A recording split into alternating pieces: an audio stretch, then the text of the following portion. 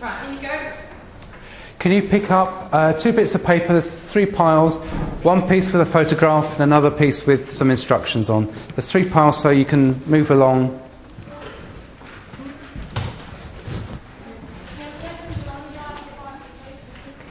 And sit yourself down where you can see the screen. You'll need some paper for writing, so there's some on the table if you haven't got any. And let me know if you still need some. So you had a good time so far? Been interesting? Right, okay.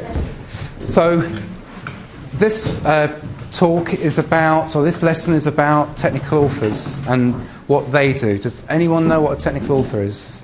Ah, yes. Do you write instructions or reviews about the technology? Pretty much, yes.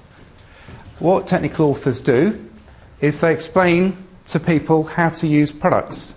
So how to use a mobile phone, how to use or fix a submarine or an aeroplane, how to use software, medical equipment, and the stuff that we mainly deal with is software and writing instructions, help and stuff for software, but also body scanners and medical equipment as well.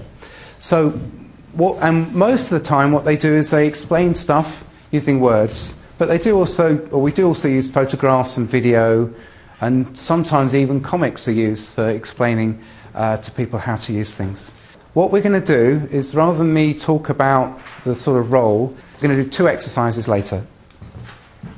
So what we're going to do is write a user guide for this, and from the photographs you've probably got a good guess as to what this actually is, and that might give you an even better clue as to what it is. Anyone know what it is? Yes, but this is a camera. Who has a camera on their? You've probably got digital cameras, I suspect. This uses no digital, but uses film instead. Who's ever used a camera with film? So yes, again, it surprises me how many of that was the case of the other classes as well. I didn't think so many of you would have seen a camera with film. So when it comes to writing a guide for something like a camera, there are 5 stages that go through.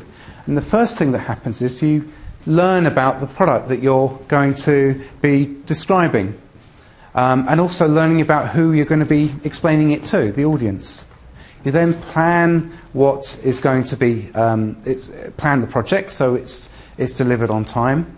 And the 2 bits that we're going to look at, or 3 bits we're going to look at, is writing a table of contents and writing a topic for how to use that camera.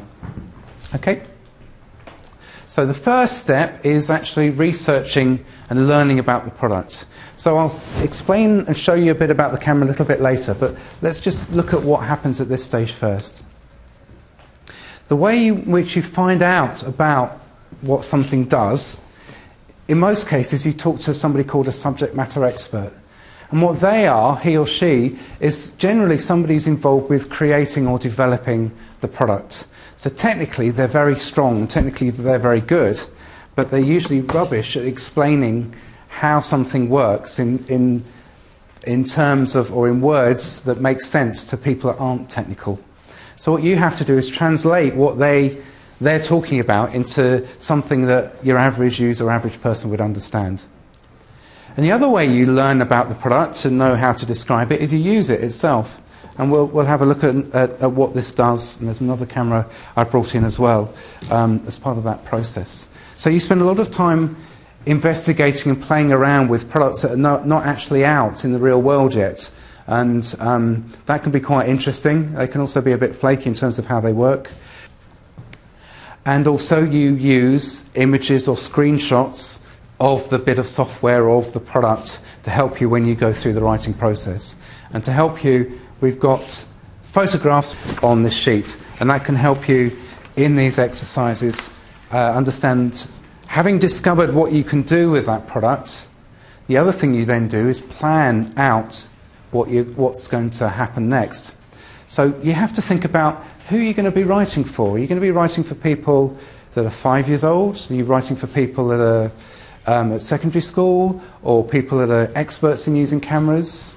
what do you want them to be able to do? Do you want them to be able to know how to take pictures, or also what to do with the film once the photographs have been taken? Do you need to explain level of detail what push the button means, or do you assume that they know things like that? And are you going to deliver it on paper, or as a video, on a web page, or something you can view on a mobile phone? And do you explain other things that happen afterwards, like how camera film gets converted into prints that you can see, and what you need to do with the film? That takes quite a bit of time, so we don't have time to do that now. So this is the planning stage done for you.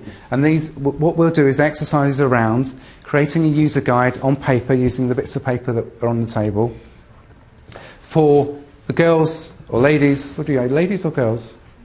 Both. For this school, so that they would be able to understand how to use this camera. So you're okay with what the exercise is going to be about? Yeah. Great, good. Right, so the third exercise is writing the table of contents. So who knows what a table of contents is? You're the first one with your hand up. It's just a list of what's going to be in the thing that you're going to read. It is. It's like the skeleton or structure, and then the details like the bones. What it means is, instead of having to go from page 1 to page 2 to page 3 to find what it is that you're looking for, you can look at the table of contents and find out where the relevant section is and go straight to it. And in a paper book, it's page numbers with a website or help files. They're links, hyperlinks, and you click on the link and you go to there. So you have to organise and plan what is in the table of contents and what questions people might have that they might want to know the answers to. So the first exercise that we're going to do is going to be writing a table of contents, and I will go through how to use this camera, explain it, and run a video at the same time. So as I do that, what you're going to do is group work on each table, thinking about what questions or what topics you'd want to put into a table of contents for a camera. So I will go through and show you what the camera does in a minute, and as I do that, think about the topics. And we've also got the photographs which can help you think about it as well.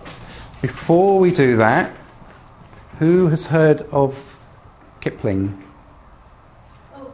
Who is he? Is it for books? Did you write a book? He wrote a book. He wrote a book called The Jungle Book and the Just So stories.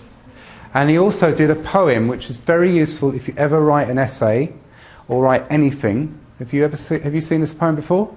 Yeah. You have? Good. The other classes hadn't.